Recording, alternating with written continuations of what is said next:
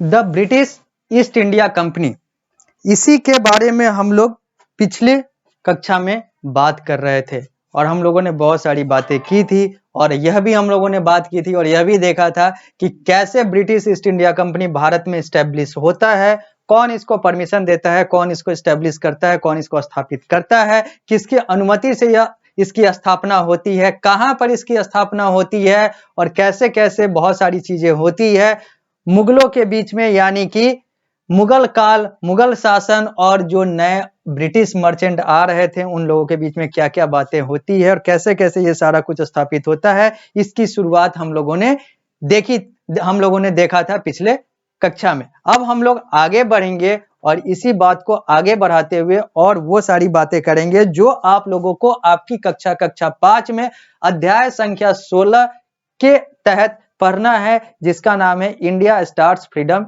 Struggle. और यहाँ पर हम लोग बात करेंगे और जो भी बातें हो रही है यह सब आप लोगों के पाठ्यक्रम और पुस्तक के अनुसार हो रही है।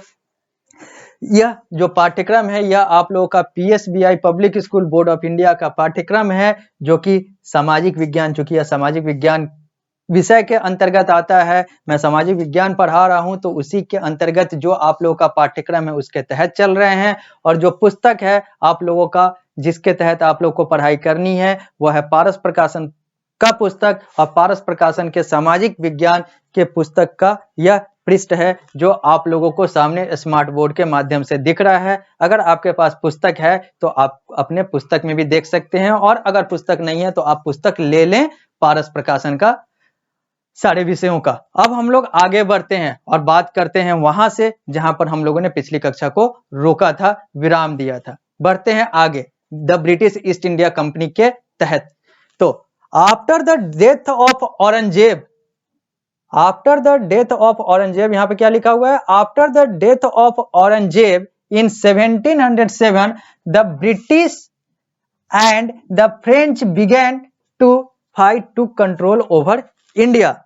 यहां पर लिखा हुआ है कि क्या, तो औरंगजेब के मृत्यु के बाद, यानी कि जब औरंगजेब की मृत्यु हो गई, यानी कि जो अंतिम मुगल शासक था, अगर हम लोग मुगल एम्पायर की बात करेंगे और मुगल शासन काल में जाएंगे, जो आप लोगों को आगे पढ़ना है, पूरा अध्याय ही पढ़ना है, तो मुगल शासन में हम लोग देखते हैं, मुगल शासन में औरंगजेब जो है वो सबसे अंतिम मुगल शासक के तौर पर, सबसे अंतिम प्रभावी मुगल शासक के तौर पर देखा जाता है, क्योंकि औरंगजेब के मृत्यु के बाद जो मुगल शासन था वो लगभग टूट सा गया था और खत्म होने के कगार पर पहुंच गया था, क्योंकि औरंगजेब जो है वही अंतिम मुगल शासक के तौर पर जाना जाता है। सबसे प्रभावी, सबसे मजबूत अंतिम मुगल शासक जो था वो औरंगजेब था। हालांकि ये नहीं था कि औरंगजेब के बाद मुगल शासक भारत पर शासन नहीं किए, और भी बहुत सारे अलग अलग ने किया, लेकिन वो सारे जो थे वो प्रभावी नहीं थे, वो सारे टूटते चले गए और औरंगजेब की मृत्यु के बाद बाकी जो थे वो अपने अपने क्षेत्र को शासन करने में लग गए, क्योंकि औरंगजेब जैसा मजबूत मुगल शासक फिर नहीं हुआ। और औरंगजेब को कहा जाता है कि जितने भी मुगल शासक थे उसमें सबसे क्रूर, सबसे जो कट्टर धार्मिक जो मुगल शासक था वो औरंगजेब था। तो औरंगजेब की मृत्यु वर्ष 1707 में, यानी कि 1707 में हो गई।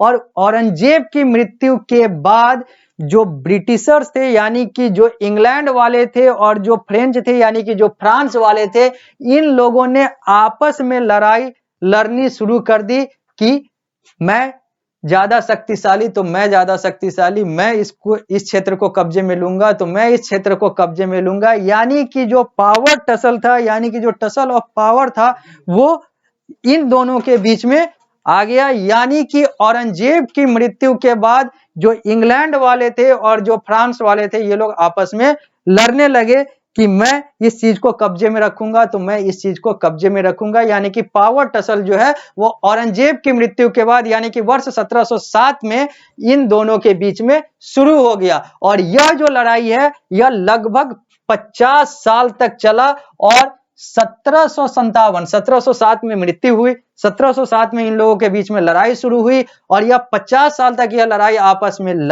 आपस में लड़ते गए, ब्रिटिशर्स और फ्रेंच, यानी कि इंग्लैंड वाले और फ्रांस वाले।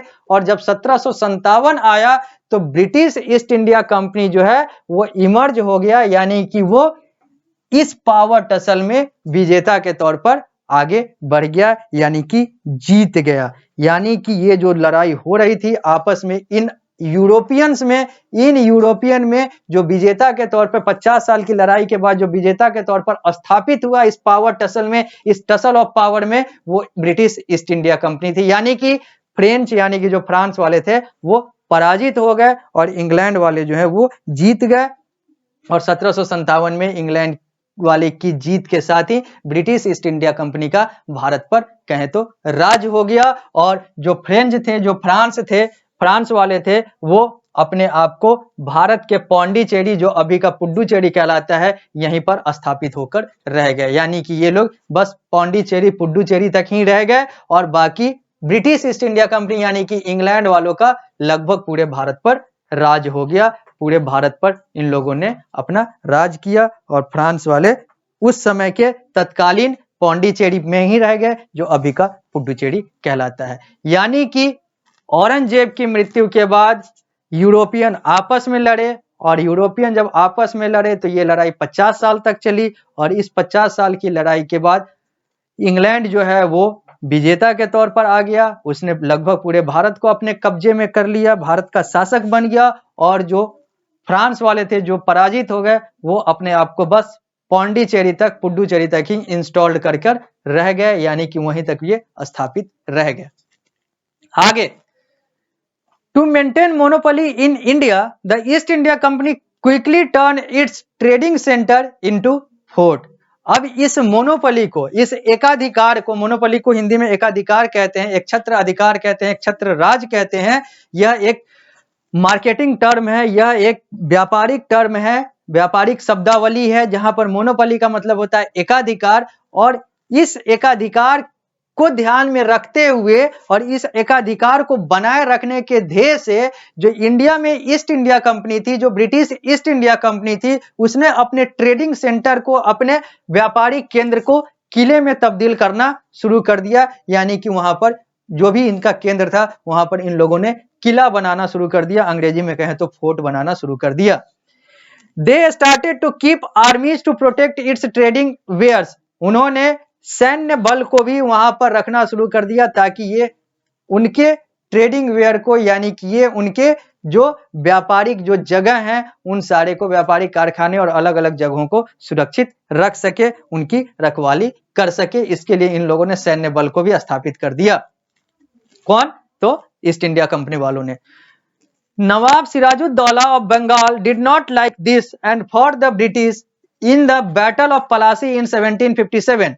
और वर्ष 1757 में नवाब सिराजुद्दौला जो कि बंगाल का था, बंगाल का जो शासक था, उसको ये सारी चीजें जो है वो अच्छी नहीं लग रही थी, अंग्रेजों के द्वारा किए गए ये सारे कार्य अच्छे नहीं लग रहे थे। तो इसलिए उसने अंग्रेजों के खिलाफ एक लड़ाई लड़ी, पलासी में लड़ाई लड़ी। इसलिए उस लड़ाई को बैटल ऑफ पलासी कहते हैं। यानी कि बैटल ऑफ पलासी में अंग्रेजों की लड़ाई होती है बंगाल के नवाब सिराजुद्दौला से वर्ष 1757 में। 1757 वही साल था जो 50 साल के बाद आया था, 1707 के बाद, औरंगजेब की मृत्यु के बाद, जब फ्रांस हार गया था उस पावर टसल में इंग्लैंड से।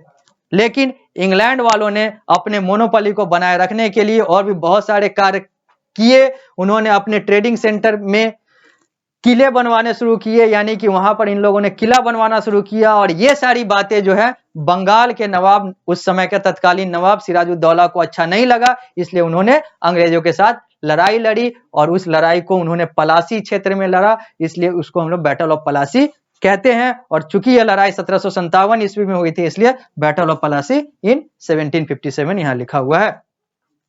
He was, however, defeated in the battle by the British army led by Robert Clive। हालांकि नवाब सिराजुद्दौला की हार हो जाती है उस बैटल में, यानी कि बैटल ऑफ पलासी के युद्ध में। और वो जो लड़ाई होती है वो ब्रिटिश आर्मी जो हेडेड बाय थे रॉबर्ट क्लाइव के नेतृत्व में जो ब्रिटिश आर्मी से इनकी लड़ाई होती है, उसमें नवाब सिराजुद्दौला की हार हो जाती है बैटल ऑफ पलासी में 1757 में।